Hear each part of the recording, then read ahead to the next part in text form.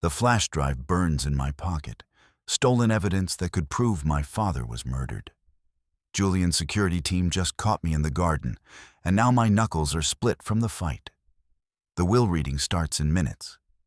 But the drive isn't what I thought. It's a trap, and my fingerprints are all over it.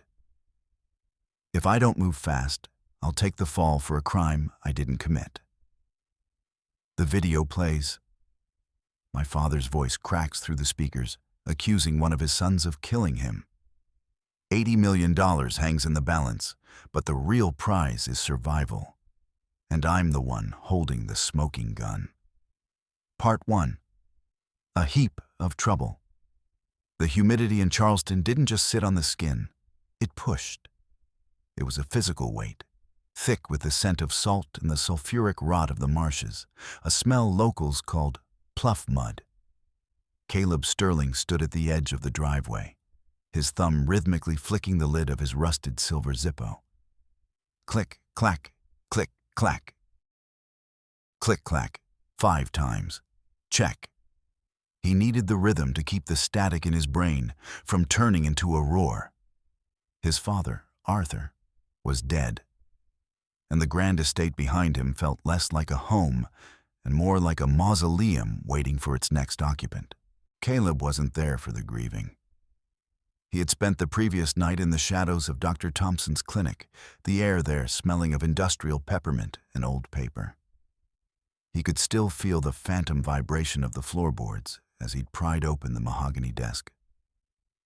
He reached into his inner jacket pocket, the sharp corner of a stolen manila folder digging into his ribs.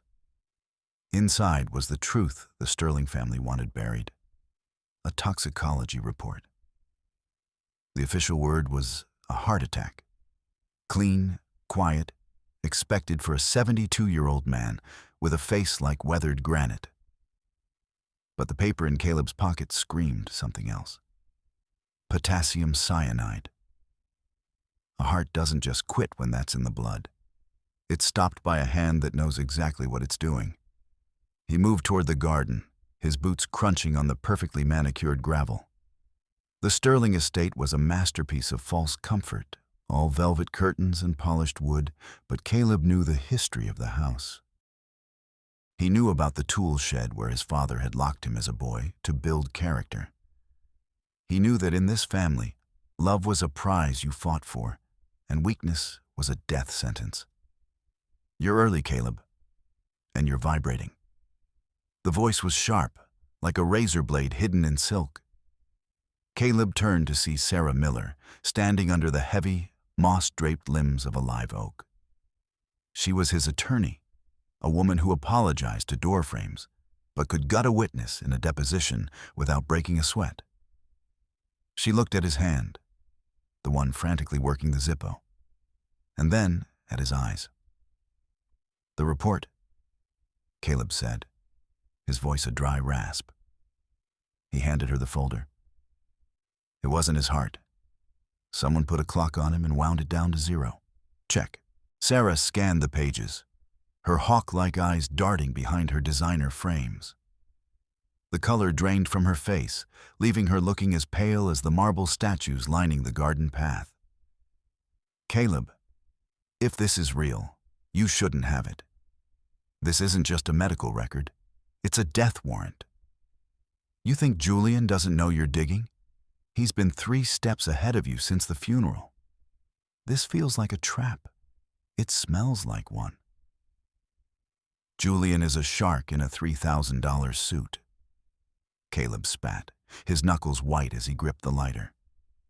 He thinks he can manage the transition like a corporate merger, but he can't manage me. He doesn't have to manage you if he can frame you, Sarah whispered, leaning in close. The smell of her expensive perfume was choked out by the heavy scent of the marsh. "I've heard whispers, Caleb. Private security, digital footprints. He's building a cage, and you're walking right into the center of it." Caleb opened his mouth to respond, but a heavy thud from the bushes to his left cut him off. He didn't think. He reacted. It was a survival instinct honed in the alleys of his worst years. He pushed Sarah back and spun around just as a mountain of a man in a black tactical vest lunged from the shadows. It was Michael Davis, Julian's head of security, a man with a neck as wide as his head and a permanent scowl. He didn't lead with words. He led with a heavy, gloved fist that caught Caleb square in the jaw. The world tilted. The taste of copper filled Caleb's mouth. He hit the dirt, the impact jarring his spine, but he didn't stay down. He couldn't. "The boss wants you handled, kid," Davis grunted, his breath smelling of stale espresso. He moved with a practiced, brutal efficiency, reaching for a set of zip ties on his belt. Caleb scrambled backward, his fingers brushing against a heavy decorative stone. He swung it with everything he had, the rough rock connecting with Davis's knee. The big man roared, a sound like a wounded bull, and buckled. Caleb didn't wait. He lunged forward, tackling Davis into the dirt. They rolled through the mulch, a frantic scramble of limbs and teeth. Caleb felt a sharp pain in his side. A rib cracking, perhaps. But he drove his elbow into Davis's throat. The guard gasped, his eyes bulging. In the struggle, something fell out of Davis's tactical pocket. A small, silver flash drive. Caleb snatched it, his heart hammering against his ribs like a trapped bird. He delivered one final, desperate kick to Davis's temple and scrambled away, pulling Sarah toward the main house. "Go," Caleb hissed, his breath coming in ragged gulps. "Get to the study. We have to be there for the reading." They burst through the heavy oak doors of the estate just as the grandfather clock in the foyer struck the hour. The thud of the pendulum felt like a heartbeat vibrating through the floorboards. In the study, Julian Sterling sat behind their father's desk. His hair slicked back like glass, his silk tie straightened 3 times with obsessive precision. Beside him stood Robert Vance, the family lawyer, a man who spent his life counting ceiling tiles and keeping secrets. "You're late, Caleb," Julian said, not looking up from his cufflinks. "And you've brought the outside in. You're bleeding on the Persian rug." "I found your secrets, Julian," Caleb panted, holding up the silver flash drive. "Your man Davis dropped this. I imagine the board would love to see what you're hiding on here." "Check." Julian finally looked up. A slow, predatory smile spread across his face, but it didn't reach his eyes. "Is that what you think that is? How very predictable." Robert Vance cleared his throat and pressed a button on a remote. A large screen descended from the ceiling, and the face of Arthur Sterling appeared. The video was grainy, recorded in the final weeks of his life. The old man's face was a weathered cliff of spite. He sat with his arms crossed, his lips moving silently in account before he spoke. "If you're watching this," the image of Arthur said, his voice a gravelly rasp, "it means I'm dead and one of you killed me. I've made sure the police have enough breadcrumbs to find the truth. But I'm giving you a choice. The $80 million fortune goes to the son who proves the other's guilt. Consider it a final lesson in survival. Only the fit inherit." The room went cold. Caleb felt the weight of the flash drive in his hand. It began to hum, a tiny, high-pitched whine that set his teeth on edge. "That drive isn't a ledger, Caleb," Julian said, standing up and smoothing his jacket. "It's a beacon, a digital signature. While you were bravely fighting Michael in the garden, that device was broadcasting your exact location, right where the poison was kept. You didn't steal my secrets. You just signed your own confession." Caleb stared at the drive. The light on the tip flashed red, a rhythmic, mocking pulse. He had thought he was the hunter, but as the distant wail of police sirens began to drift over the marsh, He realized he was just a rat in a maze his father had built from the grave. Part 2. Double Trouble. The wail of the sirens grew louder, a jagged sound that tore through the heavy Charleston air. Caleb stood frozen in the study, the red light of the flash drive pulsing against his palm like a second heartbeat. Julian didn't move. He simply watched, his posture as rigid as a soldier's, a man who had already won the opening gambit. "The police will be here in 4 minutes," Julian said, checking his watch. "The optics of you standing here with a stolen medical report and a tracking device aren't ideal, Caleb. But then again, when has your life ever been about good optics?" "You planted it," Caleb whispered, his thumb finding the Zippo in his pocket. Click-clack, click-clack. "You knew I'd go for the doctor's files. You knew I'd fight Davis." "I knew you," Julian corrected. "There's a difference." Caleb didn't stay to argue. He turned and bolted toward the back of the house, ignoring Sarah's frantic calls. He needed to move. He needed to think. He retreated to his small home office in the carriage house, a space filled with the smell of stale coffee and the hum of old hardware. He had to fight back the only way he knew how, by digging into the numbers.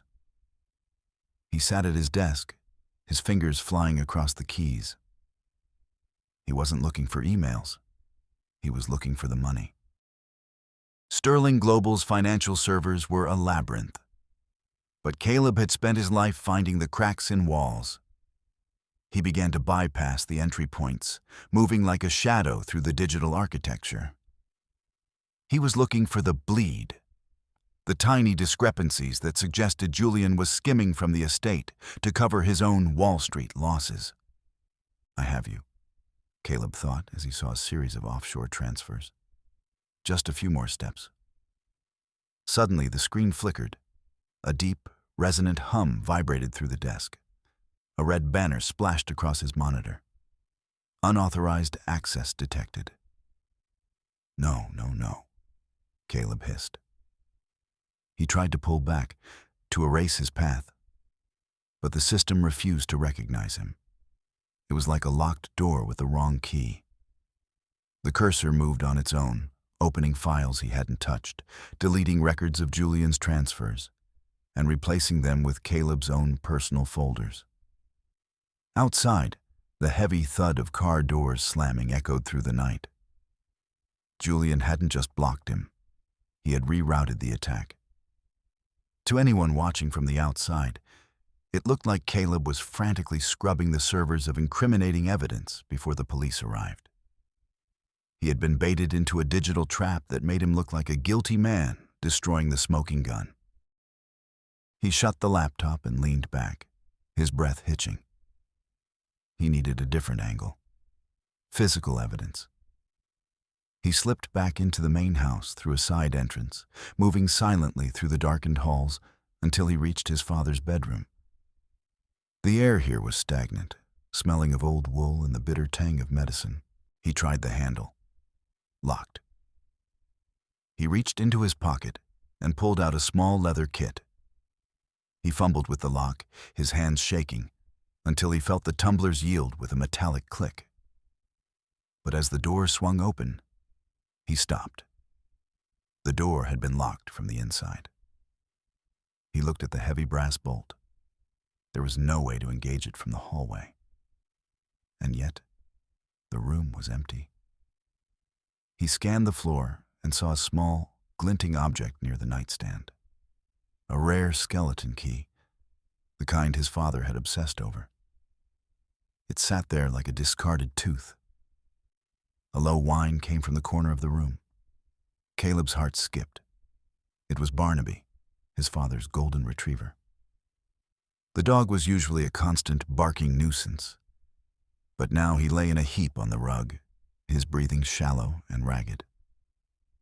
Caleb knelt beside him, smelling something sweet and chemical on the dog's fur.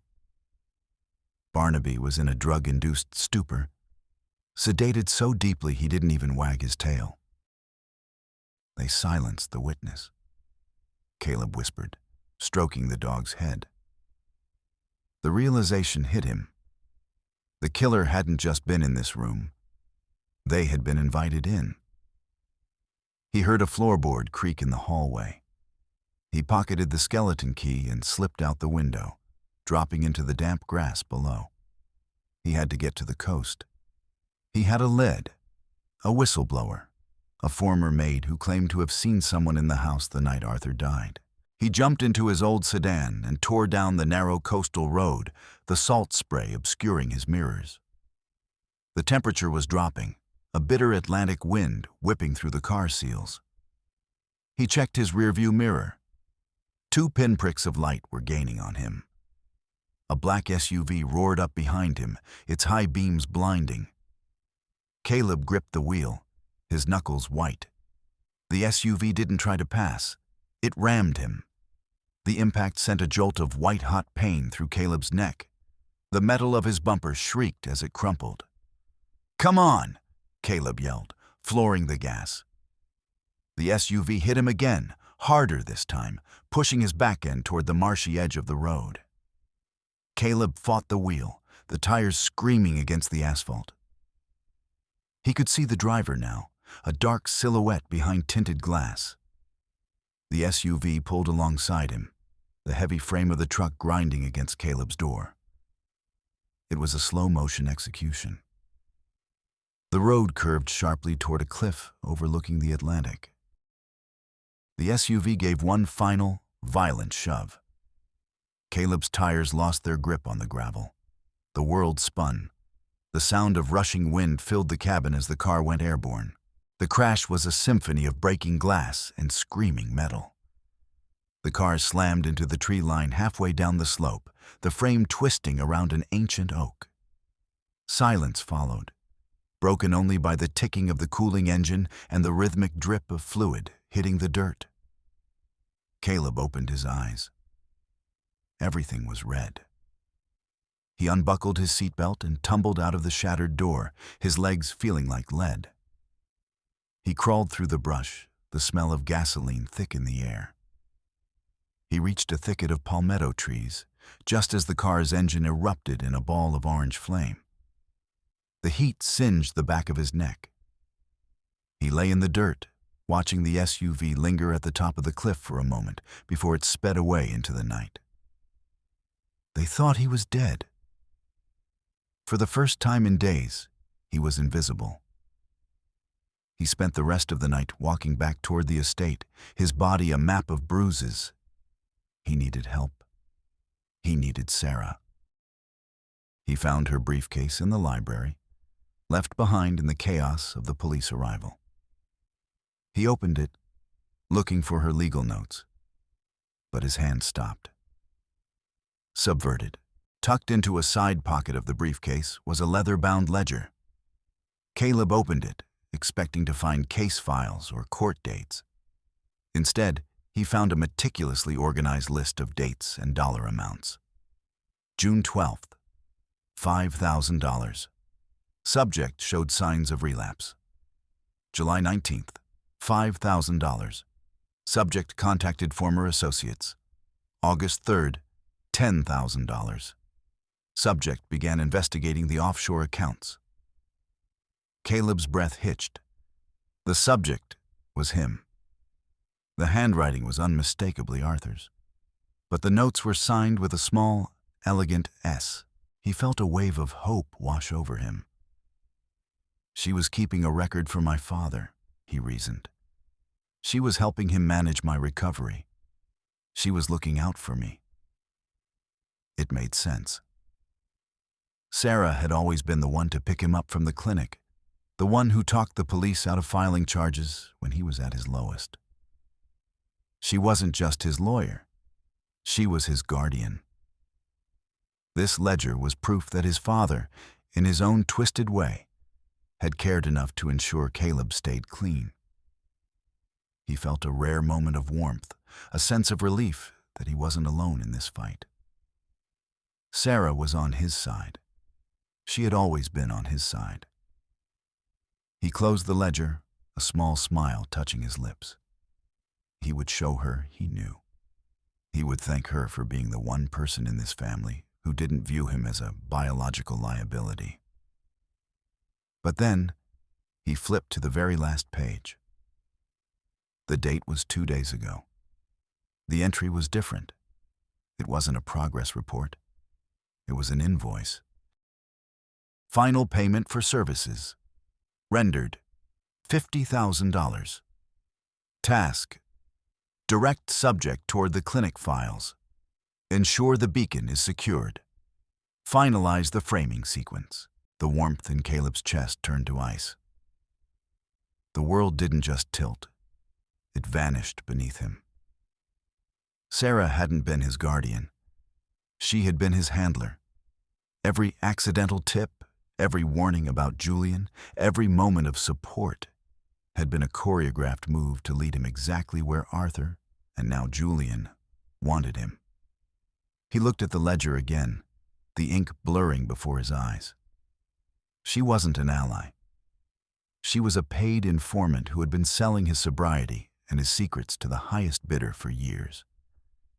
He had handed her the toxicology report like a trusting child, and she had likely called Julian before the door had even closed behind her. He was truly alone. The one person he trusted was just another line item in the sterling budget. He shoved the ledger into his jacket, his hands shaking so violently he nearly dropped it. He didn't just feel betrayed. He felt hollowed out, a ghost haunted by a living woman's lies. He retreated into the library, his mind racing. He couldn't trust the law. He couldn't trust his family. And he couldn't trust his friends. He looked at the shelves of old books, his eyes landing on a tattered childhood storybook his father used to read to them. A tale about a king who hid his gold in a place where only a true son could find it. He remembered the metaphor. The truth is held by the silent scholars. He moved to the far corner of the library, to a section of books that hadn't been touched in decades. He found the volume, a collection of ancient Greek philosophy. He pulled it, and a section of the shelving groaned and slid back, revealing a small, recessed safe. This was it, the hidden safe from the stories. If Julian was embezzling, the physical records would be here. Arthur never trusted digital systems. He liked the weight of paper. Caleb reached for the dial, his pulse thrumming in his fingertips. He was going to expose the whole rotten foundation of the Sterling name, even if he had to burn himself down to do it. Part 3. No way out. The dial of the safe clicked under Caleb's touch. A heavy, mechanical sound that felt like it was echoing through the very bones of the house. He held his breath, his ears straining for the final tumbler to drop. Click. The heavy steel door swung open. But before he could reach inside, the room was flooded with a harsh, artificial light. Step away from the wall, Caleb. It was Detective Richard Walker. He stood in the doorway, his rumpled trench coat hanging off his shoulders like a shroud. Behind him, a dozen officers moved into the library, their boots thudding against the hardwood. "I'm not doing anything illegal," Caleb said, his voice trembling. "This is my father's house. I'm looking for the truth." "The truth is all over the morning news," Walker said, stepping forward. He held up a tablet. The screen showed a headline from a national tabloid: "Sterling airs drug binge. Rehab records leaked." Below it was a photo of a forged log showing Caleb purchasing a massive quantity of potassium cyanide from a street dealer 3 months ago. "Julian?" Caleb hissed. "It doesn't matter who leaked it if it's true," Walker said. "The DA just signed the warrant. You're the primary suspect, Caleb. You have the motive, the history, and now we have the records." Caleb didn't wait for the handcuffs. He lunged toward the window, crashing through the glass and tumbling into the rose bushes. He ignored the thorns tearing at his skin and ran for the tree line. He knew the estate better than anyone. The hidden paths, the places where the shadows were deepest. He vanished into the marsh, just as the first searchlights began to sweep the grounds. He spent the next 12 hours moving through the foothills, his body screaming for rest. He had managed to snatch a small hand-drawn map from his father's Bible before he fled. It pointed to a location he hadn't thought about in years, a remote hunting lodge in the Appalachian foothills, a place where Arthur used to take them to test their mettle. The lodge was a jagged timber structure with low ceilings that felt like the interior of a rib cage. By the time Caleb reached it, a violent thunderstorm had rolled in, the sky turning a bruised purple. The wind howled through the gaps in the logs, a sound like a choir of the damned. He burst through the front door, his clothes soaked and clinging to his frame. The air inside smelled of damp earth and wood smoke. He began to tear the place apart, looking for the final piece of the puzzle. He knew Arthur had kept a backup of everything here. "You always were the persistent one, Caleb. I'll give you that." Julian stood in the shadows of the loft, a hunting rifle cradled in his arms. He looked immaculate, even in the wilderness. His silk tie straightened 3 times as he stepped into the light of a lightning flash. "It's over, Julian," Caleb panted, his hand hovering over his Zippo. "I know about the embezzlement. I know about the safe in the library." "The safe in the library was empty, you fool," Julian said, his voice calm and predatory. "I emptied it weeks ago. I brought you here to end this. A suicide. The tragic addict, overwhelmed by guilt, takes his own life in the family lodge. It's a clean narrative. The board will love it." Julian raised the rifle. Caleb didn't think. He lunged. They collided in a tangle of limbs. The rifle went off, the roar of the shot deafened by a simultaneous crack of thunder. They tumbled across the floor, crashing into a heavy oak table. Julian was stronger, fueled by a cold, calculating rage, but Caleb was desperate. He bit, he clawed, he used every dirty trick he'd learned on the streets. They rolled out onto the porch, the rain lashing at them. Caleb managed to grab a heavy iron fire poker from beside the hearth.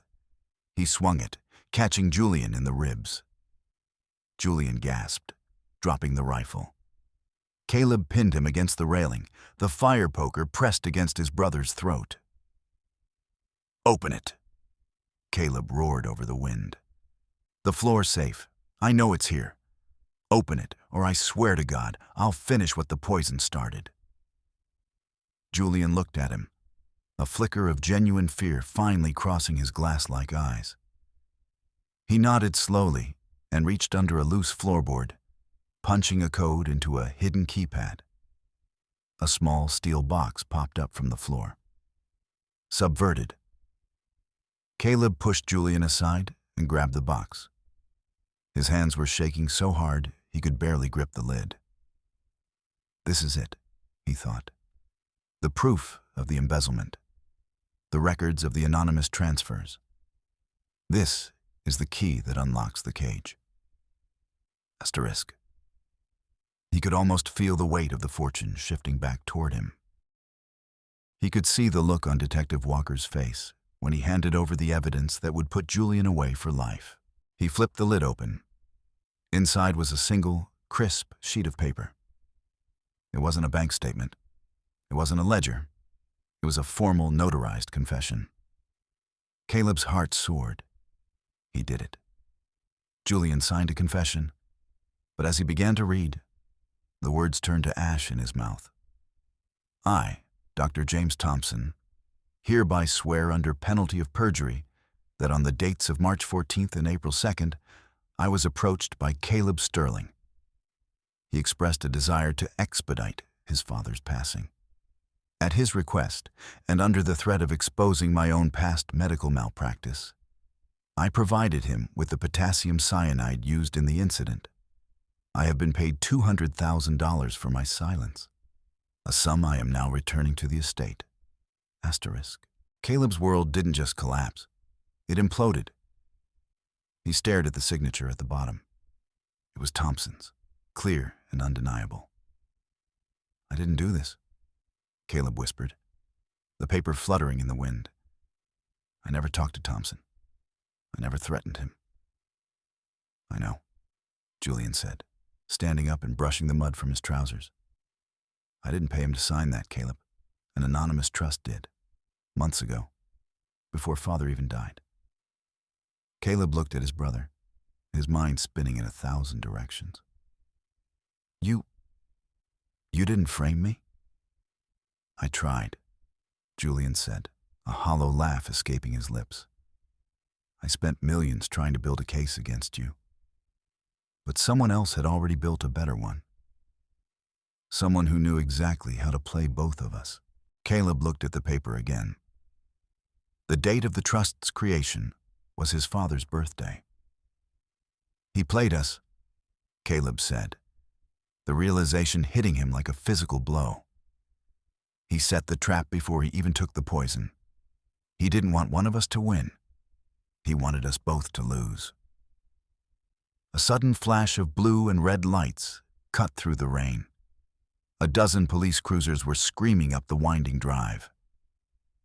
Caleb looked at the paper in his hand, then at the rifle on the floor, then at the small vial of poison that Julian had just pulled from his pocket and tossed into the back of Caleb's car. The frame-up was perfect. It was legally unbreakable. Every piece of evidence, the medical report, the beacon, the doctor's confession, the poison in his car, pointed directly at Caleb.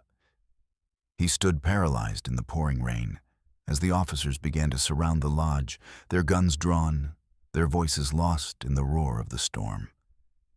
He had been chasing a ghost, and the ghost had finally caught him. Part 4. Escape and Resolution. The cold steel of the handcuffs bit into Caleb's wrists, a sensation that felt strangely grounding. He sat in the back of the squad car, his forehead pressed against the reinforced glass. Outside, the Appalachian woods were a blur of wet green and flashing strobe lights. Detective Walker sat in the front seat, his eyes fixed on the road, his jaw set in a line of professional satisfaction. "You had it all, Sterling," Walker said, his voice barely audible over the hum of the tires. "Why wasn't 80 million enough?" Caleb didn't answer. He was counting. 1, 2, 3, 4, 5. Check. He wasn't counting the seconds.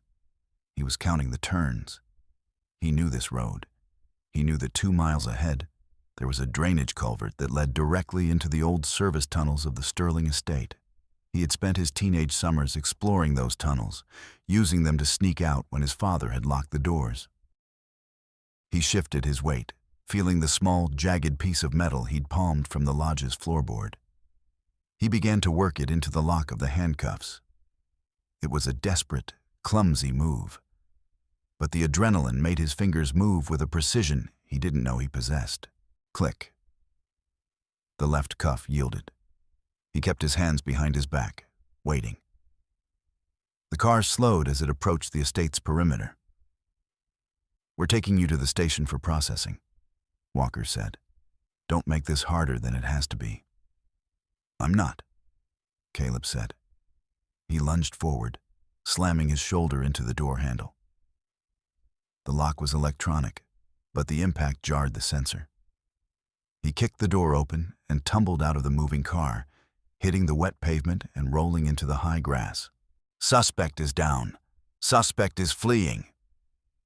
Walker's voice drifted through the air as Caleb scrambled into the culvert. The tunnels were a labyrinth of cold concrete and the smell of damp earth. Caleb moved by touch, his fingers tracing the familiar cracks in the walls. He didn't run toward the exit. He ran toward the center. He ran toward the heart of the lie. He emerged 30 minutes later in the secret passage behind the study's bookshelves. He could hear voices in the room, Julian's sharp, predatory tones and the calm, measured cadence of Robert Vance. Caleb stepped out into the room, a ghost of a man covered in mud and blood. He held the fire poker he'd kept from the lodge. "Vance," Caleb said, his voice a low growl. "The trust, the one that paid the doctor. It wasn't Julian. It wasn't a shadow. It was you." Vance didn't flinch. He sat in the wingback chair, his eyes fixed on the ceiling tiles. 144. Still the same. "You're a very difficult man to keep in a cage, Caleb." "You manage the money," Caleb said, stepping closer. "You created the documents. You're the only one who could have coordinated the frame-up with my father." Vance looked at him then, his eyes cold and devoid of any moral compass. "I didn't coordinate anything. I followed instructions. Your father was a man of very specific visions. He didn't want a successor. He wanted a monument, and a monument requires a sacrifice." Vance reached into his desk and pulled out a small, encrypted tablet. He tapped a sequence of numbers, and a final video began to play. Arthur Sterling appeared on the screen, looking even more withered than before. His lips moved in a silent count. 31, 32, 33. "If you're seeing this," the recording said, "it means the game has reached its conclusion. By now, you've both tried to destroy each other. You've lied, you've stolen, and you've proven that neither of you is fit to carry the Sterling name. Julian, you are a creature of greed. Caleb, you are a creature of weakness. I won't leave my legacy to either of you." The old man leaned forward, a cruel smile touching his lips. "I didn't die of murder. I died of my own hand, at a time of my choosing. The evidence you found? All of it, the poison, the reports, the doctor's confession, was a work of fiction I spent 5 years and $10 million to create. I wanted to see if you would find a way to stand together. You didn't. You tore each other apart exactly as I knew you would."